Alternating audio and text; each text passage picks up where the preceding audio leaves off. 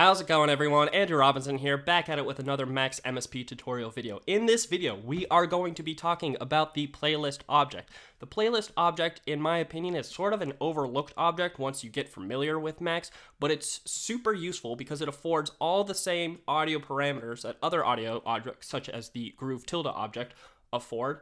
And it's got a super easy to understand user interface. If you're brand new to Max, you're definitely going to be coming across this object, because if you just try and drag and drop an audio sample in, which I'm going to use the jungly audio sample from the default audio samples in Max. If you just drag and drop that in, it's going to load in your audio file into a playlist object. This is the playlist object, and it's really handy that it actually just by default does this, because this really already gives you a lot of control over your audio sample that if you're coming from some other DAW like Ableton or Logic or Pro Tools or whatever, you're going to be familiar with how this works because it is based around just standard audio user interfaces. To get this outputting in Max, we need one object first. As always, we need our EasyDAC tilde object. It is our audio output, and we have to patch the audio signal into our audio output in order to hear it through our speakers. So if we take the leftmost outlet, that is our left channel if this was in stereo, and we'll take this one for our right channel and patch that into the right inlet of the audio output. And now if we lock the patch, which we can do by clicking this icon, or command clicking anywhere in the blank space, then you can press play and it's going to play the audio sample through my speakers. And it's just going to play once unless you click the loop on. If you click loop on, then it will loop when you press play.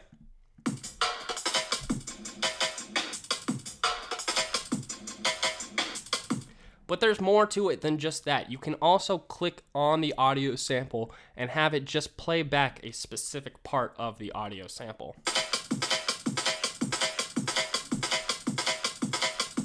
So very easy and very dynamic just right off the bat because of everything in the user interface. But there's more to it than just that. We can add several audio samples to this playlist object. That's why it's called the playlist, because it's a list of audio samples we can play. So I'm going to unlock the patch. I'm going to open up the audio tab again, and I'm going to find another default sound that I know is in Max MSP. How about drum loop? I like that one. And you see what I did just there. I'll do it again. That was pretty fast. I didn't mean to do it that fast. But I dragged and dropped the audio sample into the playlist object. Let's find another one. I'm gonna use social. It's this really cool guitar riff. Now, I'm gonna click and drag the audio sample in, and you'll see it highlights parts of the playlist. And this will do different things, so it's important to pay attention to this part. If you are highlighted on an audio sample, it's going to replace that audio sample with this one that you're currently dragging in. If you hold it so it's in between two audio samples and you see that blue bar light up in between the two audio samples, it's going to add it into the playlist. So you can either replace a sample or you can just drag and drop one in and add it to the playlist by doing it beneath it, just like that. So pay attention to which part of the playlist object is highlighted. But now that we have 3 audio samples loaded in, there's still so much more we can do with this user interface. That's right. You'll notice there are these dots over here. This you can click on and drag the audio sample to rearrange the order that our samples are in. So if I click the drum loop sample and I drag it up, you'll see it gives that same user interface we were just talking about. So you could copy the audio sample into another one if you wanted to, or you could drag it up to the top and have it move up there. And you'll see, yep, our drum loop sample went from the bottom of the playlist to the top of the playlist. And then we can click the play button on all of these, and it's gonna play that audio sample. And this is super nice. Again, just a very easy to understand user interface. But what this object also affords that might be confusing in some other audio objects is it's going to keep track of file paths really well as well. Other audio objects can sometimes get lost when reading in samples because it doesn't know where on the computer to look for the audio sample that you're trying to load in, and it gets all confused. And this object deals with all of that internally, so it will, as long as you keep the audio samples on the computer and you have this patch on that same computer, it should remember where your audio samples are. And that's really handy because if you know what audio samples you want to play, you don't have to worry about all that extra setup with all those other audio objects. You can just drag and drop in one sample and it's good, ready to go. And that's great. So with that all explained and taken care of, we can use this object to do really cool and interesting audio processes. As I have mentioned, it affords a lot of the same parameters and attributes that other audio objects use. If we give ourselves some space here, I'm going to press A on the keyboard. It creates this adder UI object, which lets us look at the attributes of the object it's attached to. So I'm going to patch it into our playlist object, lock our patch, click on where it says nothing, and we have this list of all of these attributes. And some of these control the visual aesthetic of it, like the color and the spacing between where it shows the audio samples. If you're interested in that, all of that is available to be controlled as well. But some of these parameters, such as time stretching mode, time stretching quality, turn on format control, turn on pitch control, turn on time stretching, these are all parameters which are used to change the audio sample and get really interesting playback. So I'm gonna first turn on time stretching, which will let us change the speed of the playback sample without changing the pitch, which is going to give us really cool sounds. I'll show you. If I just play this sample and we use the message speed, which controls the playback speed of the playlist object, and we're going to put a $1 in here. That is a variable. So we can patch this into our playlist object, and then we could patch, I'm going to press F to create a float number box, and we can patch that float number box into our speed object, and then whatever number we enter into this box is going to replace this variable and pass the message speed, this number, into our playlist object to change the speed playback of that sample. So I'm going to lock the patch, and I'm going to press play, and I'm going to change the speed.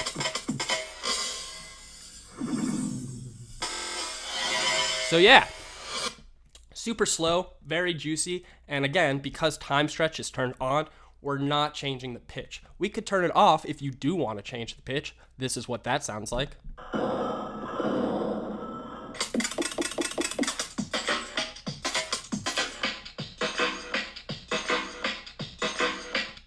Again, these are all the same parameters that we can use with Groove Tilde, which is a very versatile audio object, but it's built into Playlist also.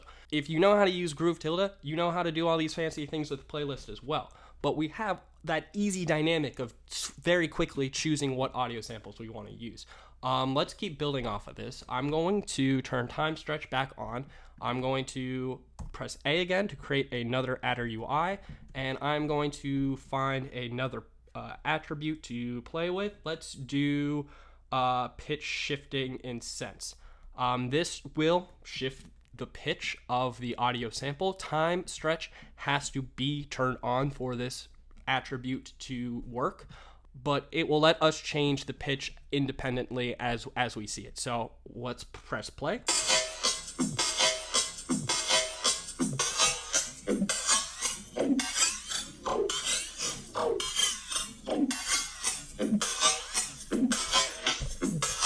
Let's try.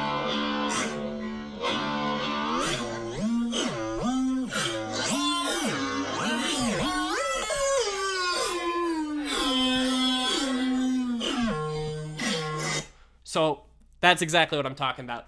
Crazy cool audio effects already going on, and I'm just randomly changing these values without even thinking about it. Let's build something now that is going to automate this whole process for us. We can create some kind of sequencer playback algorithm. I'm going to move this all down to give us some space, and to get started, we are going to use first an integer box. This integer box we can actually patch into the playlist object and enter in a number to determine which sample is being played. So if I pass it a 1, first sample, 2, second sample, and then a 0 would turn it off. Yeah, so that is a great way to determine which sample we are going to play. So with that, we can use a random object to just randomly give us an integer value. I'm going to enter in 3, and random outputs a random value less than the number you enter. So it's 0 through 2. It's still 3 random numbers. 0 just counts as a number, but we don't want to use 0 in this case, so I'm going to add 1 to our output so that that range is now between 1 and 3, which is what we want to determine the sample playback for our playlist object. So easy peasy, that's done. And then I'm going to create a metro object, and I'm going to give it a number. I'm going to patch that into the random object. We're going to press T to create a toggle. We're going to patch that into the left inlet. The toggle will pass out a 0 or 1, which will tell the metro to turn on or off and start outputting bangs to get random values. And then lastly, I'm going to also press I to create another integer box, patch that into the right inlet of metro, and this will let me change the time of metro in case I feel like making it faster or slower. So with that already all set up and plugged in, we can lock the patch again, click the toggle object, turn the metro on, and it's going to randomly play back these samples.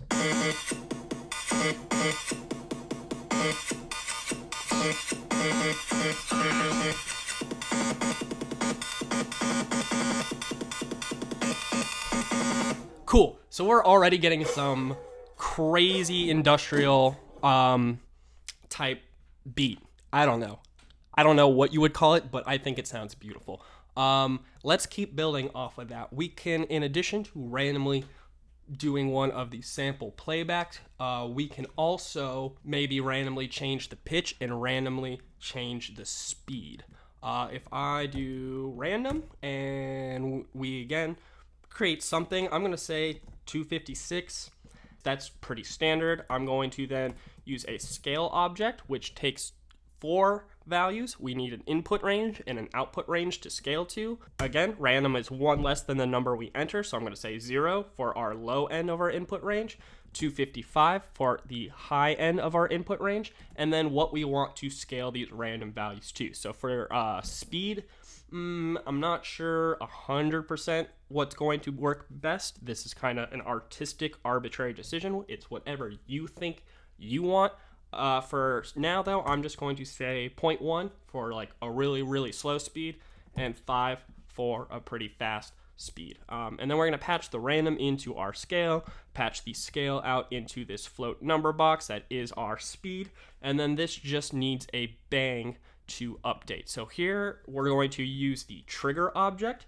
Trigger is just the letter T in an object box, and then you use other letters to define the output of trigger in a very specific order. So what we're going to do is we're going to say I and then B, and it's going to create 2 outlets. The first rightmost outlet is our bang, which is what the B stands for, and then the leftmost outlet is I, and it stands for integer. So we're going to patch our number box into here, and then every time this number changes, we're going to first get a bang and then pass the integer out of here, which is super useful because we want to send this bang to our random object, so it randomly determines a speed, and then immediately after picking a random speed, we'll change the sample, so it'll play back that sample at that speed. Let's show that in action. I'm going to turn the metro back on.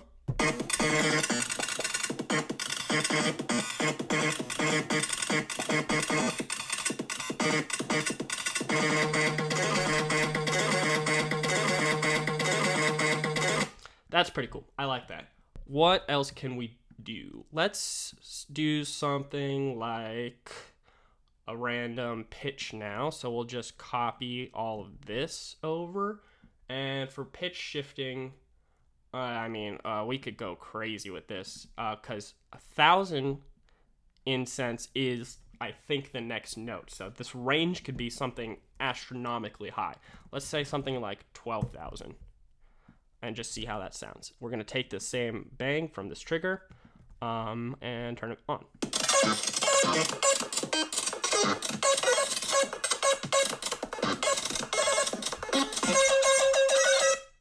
We can actually also, I think, go negative on this to move down in pitch.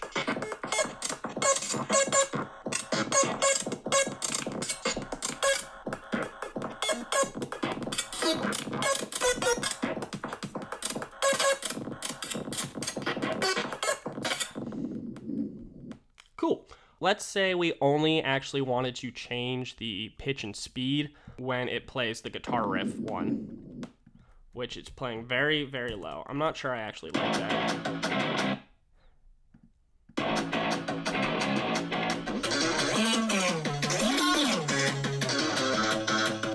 Okay, let's adjust this range one more time. We'll say 0 to 4,000. Again, this is all arbitrary. This is just what feels right to me for what I'm trying to go for. But we'll do that. And then, like I said, let's not change the speed of our drum samples. Let's let that be what it is. We only want to change the speed and pitch when it plays this guitar sample. So to do that, it's going to be actually pretty easy. We want to, instead of passing a bang now, we're going to switch this to an I. So it'll pass the integer out here first, and then the same integer value out here after. And then we're going to turn that integer value into a bang with the cell3 object. This will look for an integer value, and if it matches the integer value entered here, which is 3, it will output a bang. So now we're only going to get a bang into this random object when the value is equal to 3. So if it's 1 or 2, which is our 2 drum samples, it's not going to send out that bang. Out of the right outlet, it will send a bang if it doesn't match any of the inputs we've entered in here. We could enter multiple numbers if we felt like it, but we only want a bang for 3, and we will take our bang for 1 and 2 out of this outlet. If we just create a message box and enter in a number that we want, such as 1, then we could take this outlet, patch that into here, and patch that into our float number box. And now if it doesn't match 3, so when it's a 1 or a 2, we'll get the bang out of this outlet. It'll hit this 1 and turn the speed to 1, thus playing back our drum samples at the normal speed. And if we want, we can then do the same thing for the pitch, which would be a 0 over here. And same thing, just take the patch cord out of the not matching outlet and have it hit the 0. Cool. So now when we press play,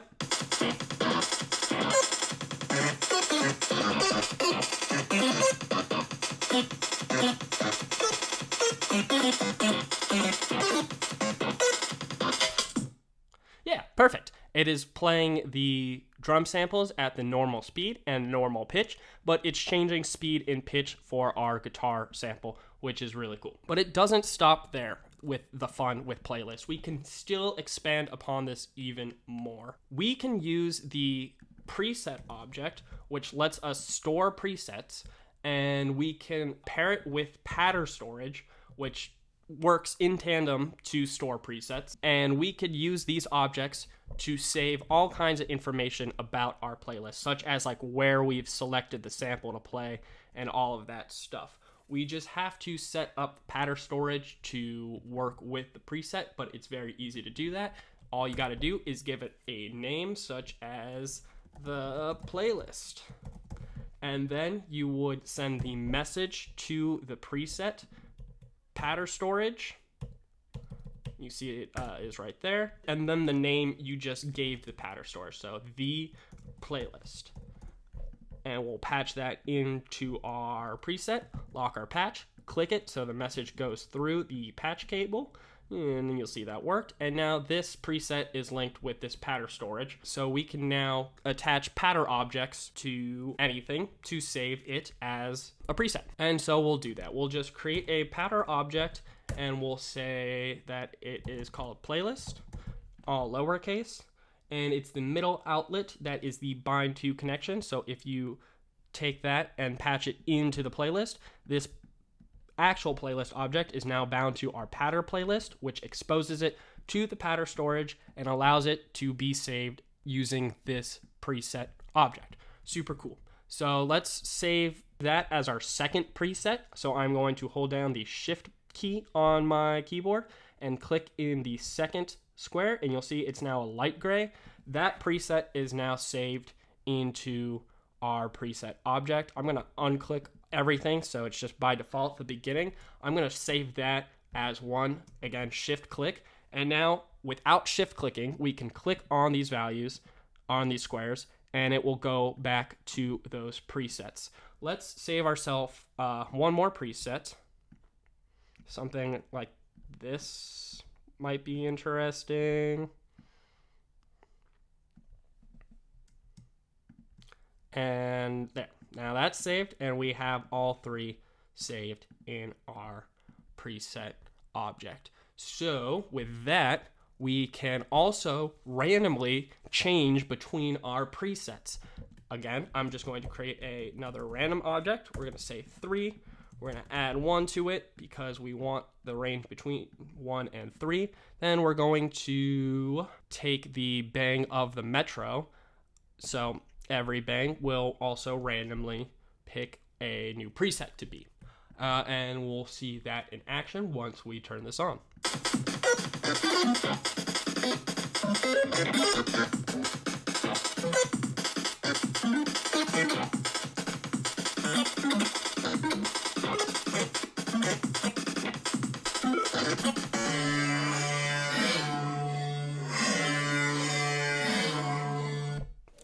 Yeah, so that is that. Really, there's so much that can be done with the playlist object. This is just starting to even scratch the surface of it. But we have successfully recreated some very crazy audio playback system. And I hope with this you can see the potential of what this object affords. But it doesn't end there. No. There's one more really cool thing about the playlist object, and that is that there is a jitter version of it as well. If you type in jit.playlist, you'll create a playlist object that works with video files as well. So it has all the same user interface affordances as the regular playlist object. It's just for video. The audio parameters, such as like time stretch and everything, is switched for the video equivalent, and anything you do here you can do with this. So this whole setup that we're doing to play back all this audio part, if you wanted to do that with video instead, you can do that. You just drag and drop some video things in here. We'll do b-ball, we'll do billiards, and we'll do blading, and we'll attach this to a jit.p window. Now I accidentally made another object. P window, and then just patch, for the sake of brevity, I'm just going to take this value and just patch it right in there. Turn this on.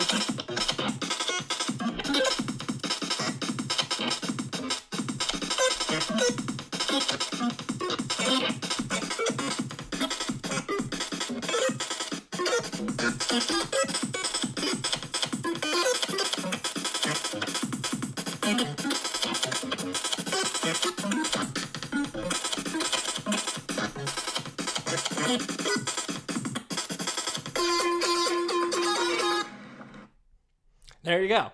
Now, not only do we have a crazy audio playback system, but we have a video equivalent to go with it. And that's going to really be it for the video. If you are interested in seeing everything else that the playlist affords, I would recommend opening up the help file by right-clicking on it. You'll see there is still so much more stuff that we didn't talk about with all these messages and attributes. A lot of them are about just the visual appearance of it, but a lot of them are also very important for playback functionality, such as like the loop message, which you can send loop 1 to a playlist to turn all the objects looping on. Pretty useful.